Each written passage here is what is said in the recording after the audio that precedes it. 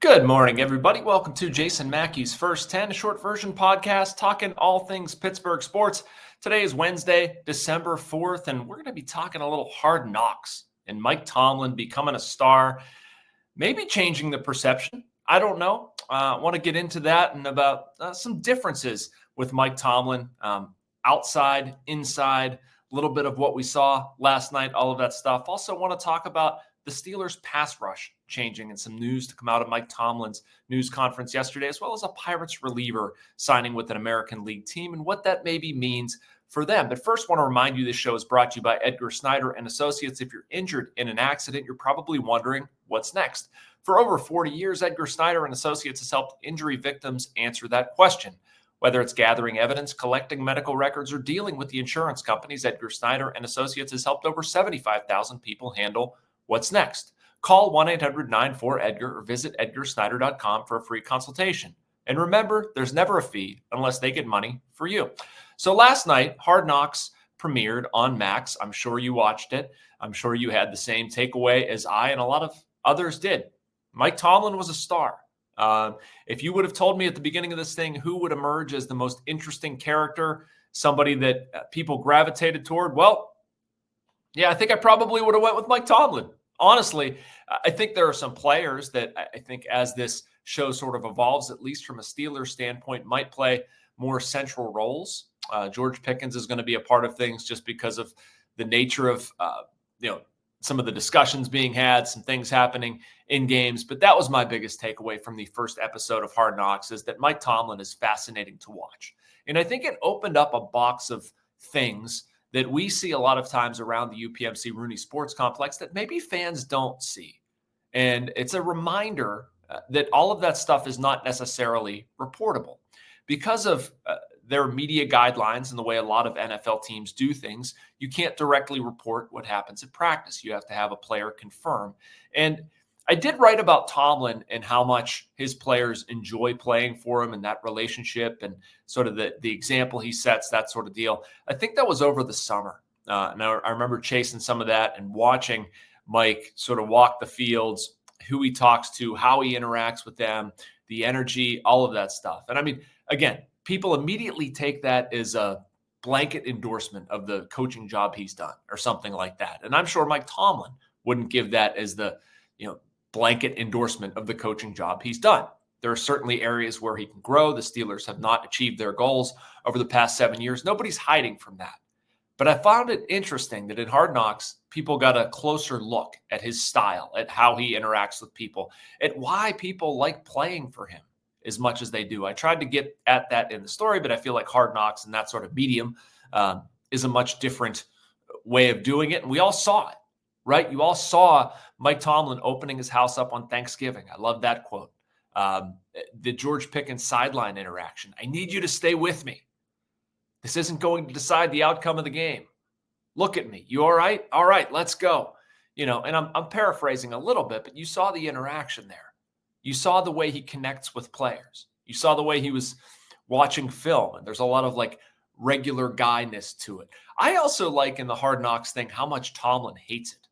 That's almost endearing to me that he's not reveling in this. He's not out looking for this sort of attention. If anything, he wouldn't mind batting it back, that he's just kind of tired of it. But he understands what it is. And I think it's just a neat peek behind the curtain at how he does his job and how he connects with players that we knew, but we didn't really know. I really like the Herbig bit too. Let's not act surprised. This isn't a lightning strike. You're built for this, et cetera. I think that's another thing that Mike does exceptionally well is instilling confidence in his players, getting them to believe what he's talking about, what he wants to do. I'll be curious, honestly, on the outside, does this change the perception of Mike Tomlin? There was a lot of frustration, and I know a 9-3 record is certainly going to scrub a lot of that away. But I put out a tweet last night about what's your favorite part of Hard Knocks? And almost every response was related to Tomlin, how much they love Tomlin. Tomlin's a star. At the same time, you catch a lot of stuff on Twitter if you even try to defend Mike Tomlin. People are frustrated. They want to see a playoff game. They're going to point out how he won it all with Cowher's players, how he stinks at clock management or whatever. The truth, as it often is, is in the middle. I think Mike Tomlin does a lot of things very well. I think there are some areas where he can grow, has some blind spots, certainly. Another thing I think about this entire thing is it really matters when it comes to perception of a head coach, how somebody looks, etc. when you have a veteran quarterback, right? That doesn't hurt. And the way Russell Wilson has performed gives them that confidence, the ability to come back in games, the ability to win different types of games. But again, Mike Tomlin coming out very impressive in the initial episode of Hard Knocks. I don't know about you. I can't wait to see more. All right, first going to take a break with our message from the Bradenton Area Convention and Visitors Bureau. I want to get back to some thoughts on the Steelers pass rush as well as the Pirates bullpen. Embrace the laid-back charm of island life while sinking your toes in the sand and discovering real, authentic Florida in the Bradenton area. Unspoiled beauty and pristine beaches, a vibrant waterfront downtown energized by local arts and culture, fresh Floridian cuisine with a flourish of rich history, and friendly locals ready to welcome you to this preserved paradise on Florida's Gulf Coast. Plan your visit today at BradentonGulfIslands.com. Welcome back to First 10. We're here middle of the morning, about 10 minutes, Monday through Friday. Thanks so much for finding us. So the Steelers pass rush, we got a bit of news. I wouldn't say it's big news because most people expected it, but Alex Highsmith will be back Sunday against the Browns. What that means for the Steelers pass rush, well, they might have the deepest group in the NFL, to be quite honest with you. And that's a direct Mike Tomlin quote. I enjoy how frequently he says that in his Tuesday news conferences. But seriously, Nick Herbig has been outstanding. Over the past 3, he has wreaked a ton of havoc, 9 tackles, 2 sacks, 3 forced fumbles, 2 of those returned for touchdowns in the fourth quarter, has made a lot of things happen. I would not expect Herbig's role to be diminished whatsoever. I was looking through some PFF grades and a story Adam Bittner did, which is a great read every week, by the way, on the Post-Gazette website. Look at some advanced stuff and analytics and how players are graded. But anyway, look, in Adam's story, this really grabbed me. Talking about pass rushers with at least 250 snaps this season. You had the familiar names. Aiden Hutchinson, he's out for the year with Detroit. TJ Watt, Myles Garrett, Khalil Mack. Number 5, Nick Herbig. Pretty crazy, right? 91.9. He's been consistently, I think, 4 of the past 6 at 90 or better. You're not going to sit him. What are you going to do? I mean, you're obviously going to rotate Alex Highsmith as well. I would expect Alex Highsmith to start, but that's going to be a very aggressive rotation along with Preston Smith, their trade acquisition from the Green Bay Packers. What does that mean? Well, it's going to allow TJ Watt to be more rested, or to be rested, however you want to say that. I think that's important when you're dialing it up to 11 on every snap. It's also going to help them disguise TJ Watt and where he lines up. It gives them a bit of depth there. You're not screwing up the rotation, but you can run a 3 linebacker package or a 3 outside linebacker package like they did against the Bengals quite a bit. And you can move Watt around the formation and try to get him away from potential double teams. It's just playing chess. It's moving pieces around in a different way that I think ultimately really helps the Steelers. It's kind of strange too. We've talked a lot about their sacks, ability to get after the quarterback, their lowest sack pace since 2016 prior to the Bengals game.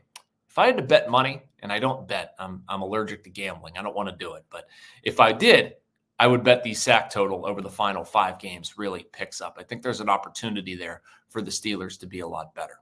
All right, final topic. Aroldis Chapman signed a $10 million, 10.75. He didn't sign a 10-year deal. That would be very old for somebody at his age.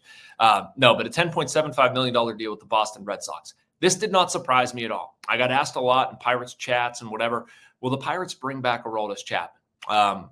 No, I never thought that they would. I never thought that he would have interest. To be quite honest with you, he pitched so well for them. He had a bunch of other opportunities. Based on how Chapman finished the 2023 season, he kind of had to take the Pirates deal, and that was a gross overpay on their part. And they knew it. They knew it was going to be a gross overpay because they wanted to try to extend games and win games with their bullpen. Obviously, that strategy did not work, and they wound up paying way too much for a left-handed setup man. But Chapman pitched so well and showed he had enough in the tank that another team would want to pay that. And I don't begrudge Chapman for wanting to go somewhere. I would imagine that he feels like he has a better chance to win. And the Boston Red Sox got something that they feel like makes sense for them. For the Pirates, I mean, that obviously turns the page and it says a couple things. One, David Bednar needs to be better, needs to rediscover his form when he was a two-time All-Star. No doubt. Colin Holderman, same deal. He's going to be counted upon to be their primary setup guy unless they go out and do something else. But in free agency, this has to be an area where Ben Cherington adds some money, a left-handed setup guy. I like what they've gotten from Carmen Majinski and Kyle Nicholas, two young relievers.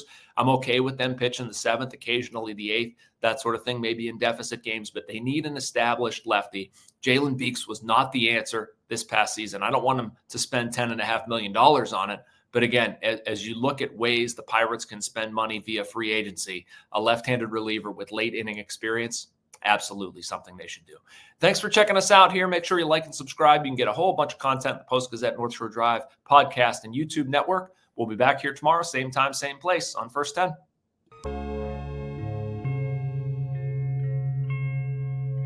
Thank you for checking out this content from Post-Gazette Sports. If you watch this video on YouTube, please like the video and subscribe to our channel. For all of the sports coverage the Post-Gazette has to offer, visit post-gazette.com.